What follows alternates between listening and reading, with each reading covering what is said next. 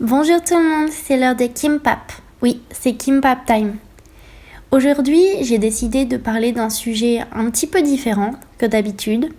Je dois avouer que je me suis assez inspirée finalement des actualités people du moment. Le sujet que j'aimerais aborder, c'est le voyeurisme. Alors, de quoi je parle quand je parle de voyeurisme ?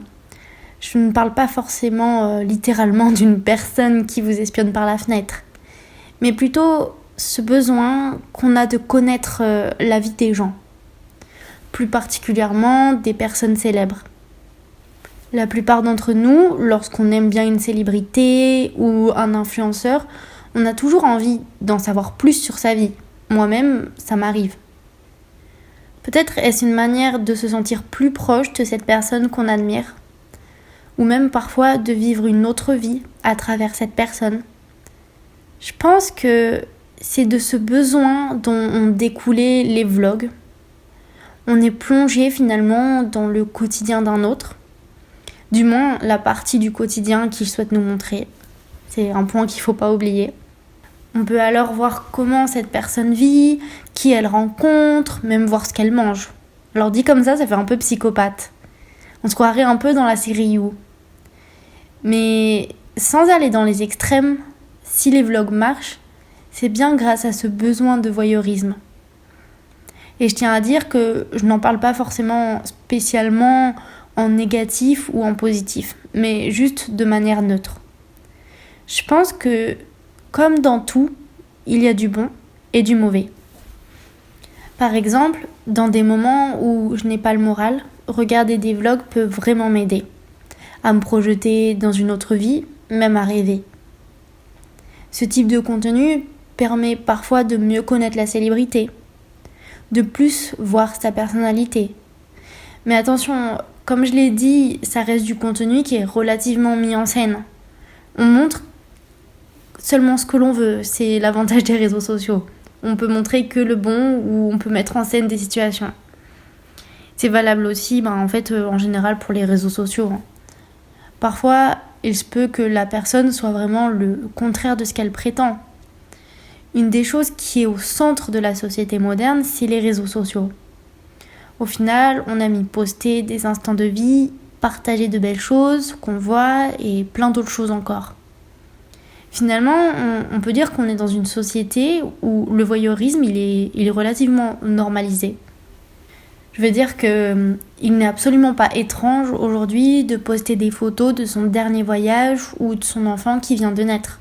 En fait, c'est même plutôt banal pour n'importe lequel d'entre nous. Instagram et puis avant ça Facebook, ça permettait de suivre la vie de nos connaissances ou même de célébrités.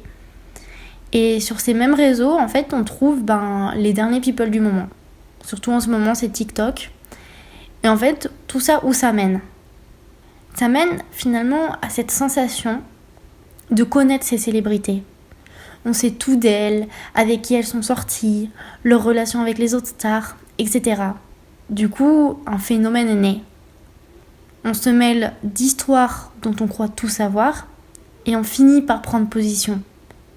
Même si c'est sans mauvaise intention de base, le but est de soutenir finalement cette star qu'on aime. Au fond, on est complètement extérieur à la situation.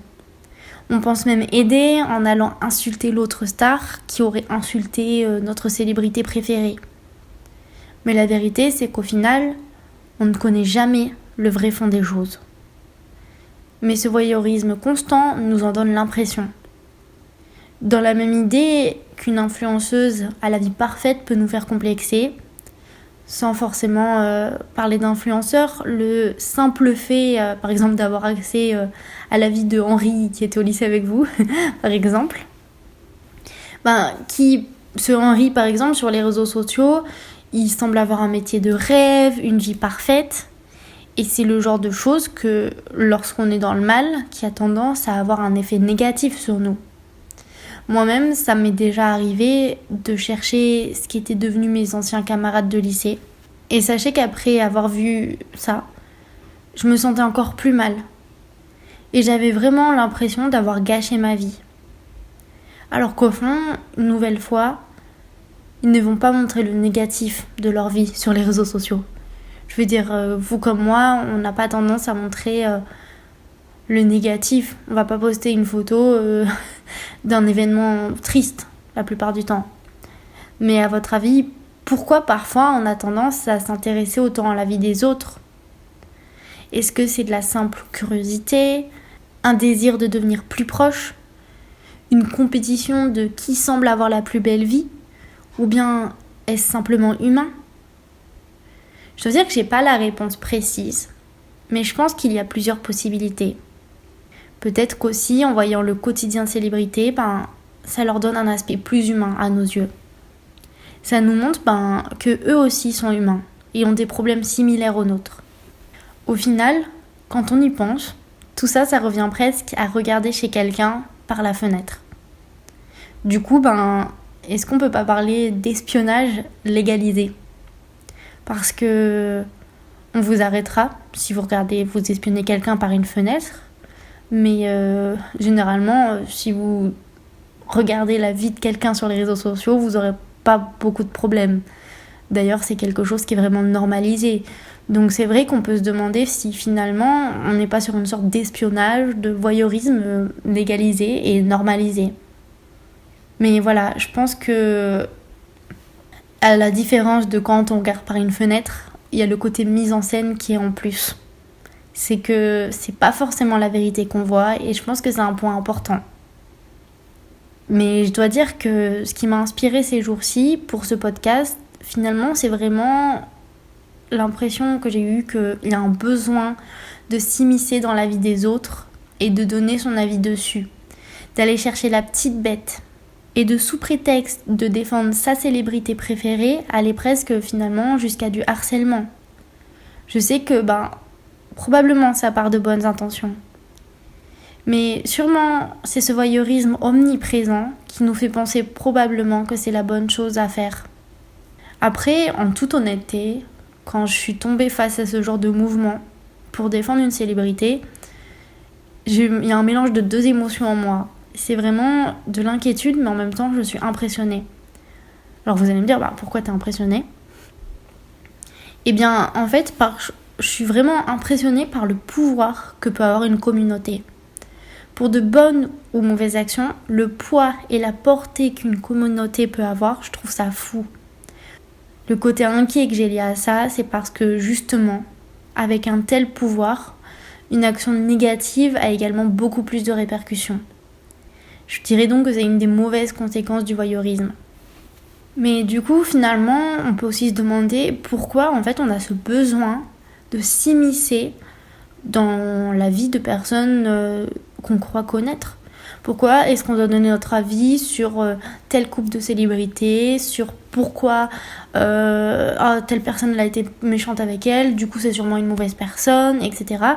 Finalement, est-ce que c'est pas là le côté malsain du voyeurisme, de finalement s'immiscer dans une vie qui n'est pas la nôtre et dont au final on ne sait pas grand-chose, parce que, je veux dire, le monde de la célébrité, il y a vraiment beaucoup de mise en scène, il y a même des faux couples, parfois c'est pour le buzz, parfois c'est juste des rumeurs lancées par d'autres, donc c'est vraiment loin de la réalité.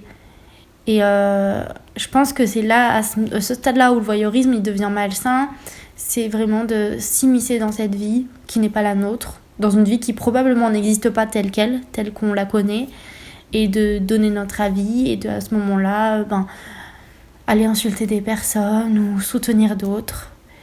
C'est vraiment, je pense, là la limite de la positivité que le voyeurisme peut avoir. Du coup, je voulais en parler aujourd'hui parce que je trouve que c'est un sujet qui est assez intéressant. Parce que, comme je l'ai dit tout au long de ce podcast, il peut apporter du négatif autant que du positif. Voir la vie d'une autre personne peut nous faire sentir moins seuls, nous montrer que d'autres personnes finalement traversent les mêmes problèmes, nous permettre d'admirer encore plus quelqu'un et de le prendre comme modèle, nous faire nous évader et rêver. Ça peut être inspirant, même si parfois au premier abord, ça peut sembler étrange. Je sais que si j'en parle avec des personnes qui sont plutôt de la génération de mes parents, ils peuvent avoir tendance à trouver cela assez étrange, voire même un petit peu malsain. Sans parler de stalker, bien sûr, le voyeurisme, ce besoin de connaître la vie de l'autre, dans l'extrême, peut être vraiment mauvais. Comme je vous le disais précédemment, quand on commence à s'immiscer dedans et à croire tout ce qu'on voit, c'est peut-être là que ça devient mauvais. Ou quand c'est obsessionnel. Mais là, on parle pas de la série You. Mais au fond, s'il nous permet de déclencher du positif, en nous, est-ce si mal? Dans la limite du raisonnable, bien sûr. Mais attention, également, parfois du négatif découle de bonnes intentions. Alors, qu'on peut dire que le voyeurisme, c'est pas trop mal si on s'en... Alors, est-ce qu'on peut dire que le voyeurisme, c'est pas trop mal si on s'investit pas trop non plus? En tout cas, je serais curieuse de connaître votre avis sur la question parce que c'est un sujet qui ouvre vraiment un débat et dont j'ai sûrement pas traité tous les aspects. Du coup, voilà, c'était vraiment le point d'aujourd'hui. Ça m'a vraiment marqué en fait ce qui s'est passé dans l'actualité récemment et je me suis rendu compte que malgré que les gens avaient des bonnes intentions, ils prenaient parti dans une situation au final auquel ils étaient complètement extérieurs. Et oui, et puis finalement ça avait un côté malsain d'aller insulter d'autres personnes pour une situation dont au fond on ne sait absolument rien. Après, bien sûr, il y a le voyeurisme, comme je l'ai dit, si on commence à être un stalker, c'est pas bon non plus. Mais si ça peut vous permettre de vous identifier à une personne, vous apprendre plus sur vous, sur vos problèmes, vous faire rêver, alors on peut parler d'un aspect positif du voyeurisme. Voilà, je serais très curieuse de connaître votre avis sur la question. Ce sera tout pour aujourd'hui. Et comme d'habitude, on attend vos histoires. N'hésitez pas à envoyer toutes les histoires que vous souhaitez partager à kimpaptime@gmail.com. J'aimerais vraiment pouvoir commencer à parler de vos histoires, réagir ou vous conseiller. Et du coup, n'oubliez pas que n'importe quelle histoire est bonne. Inquiétude pour l'avenir, conflit avec les amoureux, problèmes au travail, tristesse, joie, colère, inquiétude, anxiété, bonheur, tout est bon pour nous. Si vous avez besoin d'empathie ou de consolation, ou si vous voulez partager de la joie et du bonheur, veuillez visiter Kimpap Time. Alors il est temps de finir le temps de Kimpap aujourd'hui. Merci beaucoup d'avoir écouté ce podcast. À la prochaine, nous nous réunissons tous les lundis à 7h. Ciao!